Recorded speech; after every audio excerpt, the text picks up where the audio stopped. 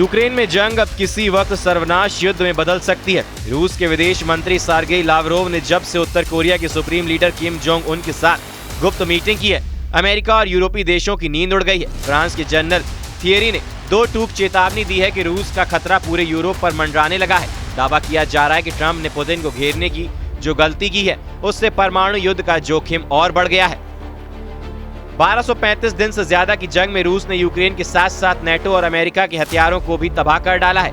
एक खुफिया रिपोर्ट में दावा किया गया है कि पुतिन ने पश्चिमी देशों के लड़ाकू विमान, जिसमें F-16 जेट प्रमुख है, उसको यूक्रेन में तबाह करने के सख्त ऑर्डर दिए हैं। इसके अलावा ब्रिटेन, जर्मनी की तरफ से यूक्रेन को मिले टैंकों का भी यूक्रेन में कब्रिस्तान बना दिया गया है। हम आपको दिखाने जा रहे हैं कि कैसे रूसी सेना इस वक्त पूर्वी और पश्चिमी यूक्रेन पर कब्जा करने के लिए बड़े पैमाने पर ईरानी शाही ड्रोन से हमले कर रहा है। ज़ेलेंस्की खुद कबूल कर चुके हैं कि जब से युद्ध शुरू हुआ है तब से अब तक यूक्रेन पर रूस 28,743 शाही ड्रोन से हमले कर चुका है। हम आपको ये भी दिखाने जा रहे हैं कि यूक्रेन की तरफ से अमेरिका और नेटो देश किस तरह से जंग करने जा रहे हैं। इसके अलावा उत्तर कोरिया के supreme leader Kim Jong Un की रूस के विदेश मंत्री सर्गेई लावरोव से हुई मुलाकात के बाद से ये लगातार साफ हो चुका है कि अब उत्तर कोरिया की घातक परमाणु मिसाइलों का इस्तेमाल यूक्रेन जंग में हो सकता है।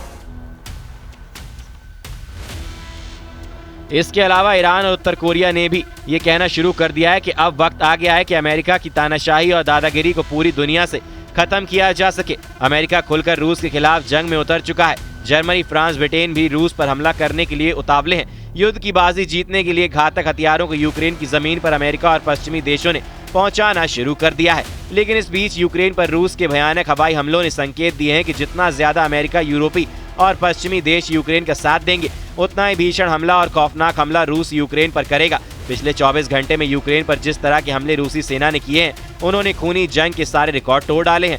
इस बीच उत्तर कोरिया से खबर आई है कि उसके 30,000 कोरियाई सैनिक यूक्रेन पर हमला करने के लिए तैयार हो चुके हैं। इधर यूक्रेन की जमीन अब एक ऐसे परमाणु जंग में बदल रही है जिसकी कल्पना किसी ने नहीं की थी।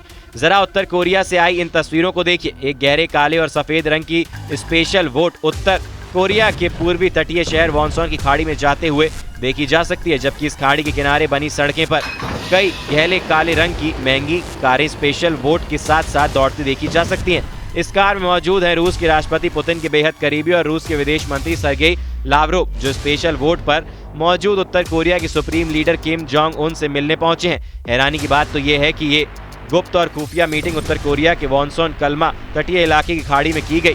वीडियो में साफ देखा जा सकता है कि किम जोंग उन और सर्गेई लावरोव दोनों ही बेहद गर्मजोशी से बात कर रहे हैं। उत्तर कोरिया और रूस के नेताओं की इस गुप्त मीटिंग के वीडियो को उत्तर कोरिया के सरकारी टेलीविजन KRT ने जारी किया है। किम जोंग उन और सर्गेई लावरोव के बीच हुए इस मीटिंग के बारे में वॉर एक्सपर्ट्स ने दावा किया है कि यूक्रेन युद्ध बहुत भयानक होने जा रहा है, जिसमें उत्तर कोरिया के परमाणु हथियार भी इस्तेमाल हो सकते हैं। वीडियो को जिस तरह से जारी किया गया उसके बारे में भी दावा किया गया है कि रूस, उत्तर कोरिया दोनों ही अपने कट्टर दुश्मन अमेरिका, जर्मनी, फ्रांस और ब्रिटेन को चेतावनी दे रहे हैं। अगर यूक्रेन की आड़ में रूस पर पश्चिमी और यूरोपीय देशों ने मिलकर हमला किया तो फिर उत्तर कोरिया और रूस एक एक दुश्मन को मिट्टी में मिला देंगे। रूस के राष्ट्रपति व्लादिमीर पुतिन ने दावा किया है कि आज के यूक्रेन के क्षेत्र में हम जिन्हें नव नाजी कहते हैं, उनकी ओर से यह एक बड़ी गलती होगी। शायद ये उनकी आखिरी गलती होगी, क्योंकि हमारे परमाणु सिद्धांत का अभ्यास होता रहा है। हम हमेशा उन सभी खतरों का जवाब देते हैं जो हमारे सामने आते हैं। हमारी प्रतिक्रिया बहुत कठोर होगी। सबसे अधिक संभावना है नव नाजी शासन और दुर्भाग्य से यूक्रेन के लिए विनाशकारी होगी। मुझे उम्मीद है कि ये कभी ऐसा नहीं होगा।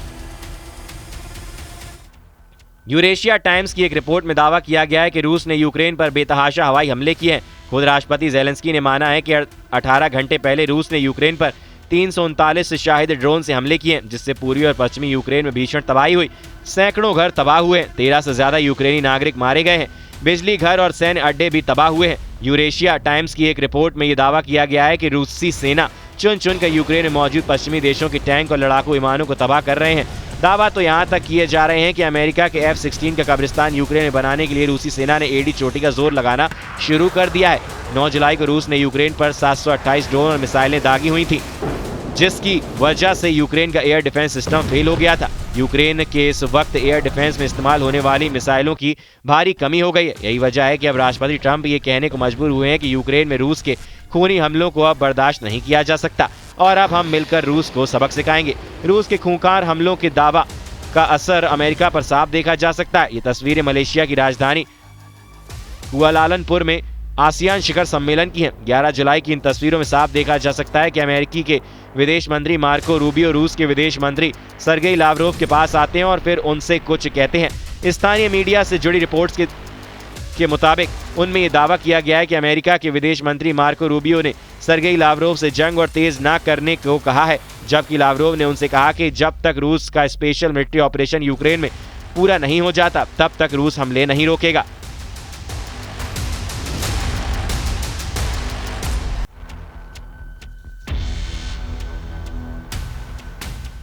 यूक्रेन के 51 से ज्यादा शहरों और गांवों पर भीषण हमला किया है। इस हमले में 20 से ज्यादा लोगों की जान चली गई और कई घायल हो गए। यूक्रेनी राष्ट्रपति व्लादिमीर ज़ेलेंस्की ने इस हमले की निंदा करते हुए एक तीखा बयान जारी किया और अंतर्राष्ट्रीय समुदाय से तत्काल कार्रवाई की मांग की।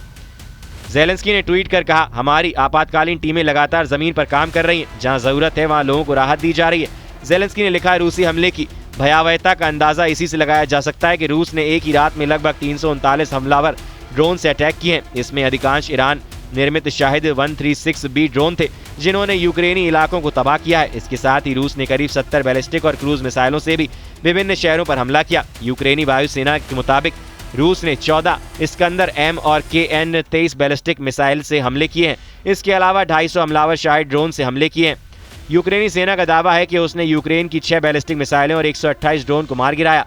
रूसी हमलों से यूक्रेन की राजधानी कीव समेत जाइटोमिर, खमेलनीट्स्की, टेर्नोपिल, जेनेरिव, Sumy, Odesa, Poltava, Dnieper, Mykolaiv, Kharkiv और चरकासी क्षेत्र में भारी नुकसान हुआ है। यूएन के मुताबिक 3.5 साल से ज्यादा की जंग में 30 लाख यूक्रेनी अपने ही देश में दूसरे ठिकानों पर जा चुके हैं, जबकि 60 लाख से ज्यादा यूक्रेनी विदेश में शरण लिए हुए हैं। इधर पुतिन ने अमेरिका और यूक्रेन को साफ कह दिया है कि अगर सीज फायर चाहते हो तो यूक्रेन के कम से कम 5 प्रांत रूस के हवाले कर दो। हम आपको बता दें, रूस ने इन इलाकों पर हमले तेज कर दिए जिन पर वो कब्जा करना चाहता है। अब आप ये जान लीजिए पुतिन सीज फायर किस शर्त पर करना चाहते हैं।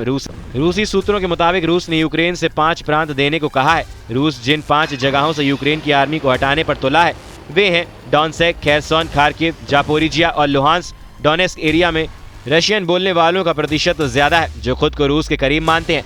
आखिरी सेंसस के मुताबिक डोनेत्स्क की लगभग 75% जनसंख्या रूसी बोलती है। वे कल्चरली भी रूस से जुड़े हुए हैं। इसके अलावा साल 2014 में क्रीमिया के रूस में विलय के बाद यहाँ के लोग खुलकर मॉस्को की सपोर्ट में आने लगे। यूक्रेनी सेना और रूसी सपोर्टरों के बीच भारी जंग भी हो चुकी है। रूसी मिसाइलों के हमले, रूसी फाइटर जेट के हमले, रूसी ड्रोन के हमले, रूसी टैंक, तोप और रॉकेट्स से हमले यूक्रेनी सेना पर बेहद भारी पड़ रहे हैं। जब से अमेरिका ने यूक्रेन से दूरी बनाई है उसके बाद से यूक्रेन का एयर डिफेंस सिस्टम बेहद कमजोर साबित हुआ है। रूसी सेना आसानी से यूक्रेनी सेना को मार रही है। एक मोर्चे पर 300 से 400 से ज्यादा सैनिक मारे जा चुके हैं। हालात ये हैं कि महज 90 दिन में ही 472 मोर्चों पर 22,000 यूक्रेनी सैनिक मारे जा चुके हैं। हालात ये हैं कि महज 90 दिन में ही 472 मोर्चों पर 22,000 यूक्रेनी सैनिक मारे जा चुके हैं। पिछले 4 दिनों से जो तस्वीरें आ रही हैं वो बेहद भयानक हैं। रूसी हमलों से यूक्रेन का खार्किव इलाका आग का गोला बन चुका है। अब आप ये जान लीजिए कि पूर्वी यूक्रेन के डोनेट्स्क में वो कौन से 7 इलाके हैं जहां यूक्रेनी सेना की बुरी तरह से हार हुई है। अमेरिकी स्थित institute for the study of war यानी ISW के मुताबिक रूसी सेना महज 48 घंटे के अंदर यूक्रेन के 7 सीमावर्ती इलाकों में जबरदस्त बढ़त बना चुकी है। ISW के दावों के मुताबिक पूर्वी यूक्रेन के डोनेट्स्क क्षेत्र में सिवरस्क, टोरेट्स्क, पोक्रोवस्क और वेलिका नोवोसिल्का शहरों पर रूसी सेना ने कब्जा करने का दावा किया है, जहां तक कि यूक्रेन के जापोरिजिया क्षेत्र में बढ़त हासिल कर ली है। इसके अलावा रूस के बेलग्रद शहर के उत्तर पश्चिम में मध्य डेमिडोवका और उत्तर दिशा की तरफ पोक्रोवस्क, वेलिका नोवोसिल्का पर पूरी तरह से कब्जा कर लिया है। रूस लंबे समय से यूक्रेन के लुहांस्क, डोनेट्स्क, खेरसोन और जापोरिजिया इलाकों पर सितंबर 2022 से कब्जा करके बैठा है, जहां कभी रूसी सेना को बढ़त मिल जाती है तो कभी यूक्रेनी सेना रूसी सेना को खदेड़ देती है। अब ऐसे हालात में आप अंदाजा लगाइए, अगर रूस की तरफ से उत्तर कोरिया, ईरान और चीन भी जंग में उतर पड़ेंगे तो फिर अमेरिका और पश्चिमी देश रूस के खूनी हमलों से कैसे बच पाएंगे। और ऐसी स्थिति में यूक्रेन का सर्वनाश होना तय है।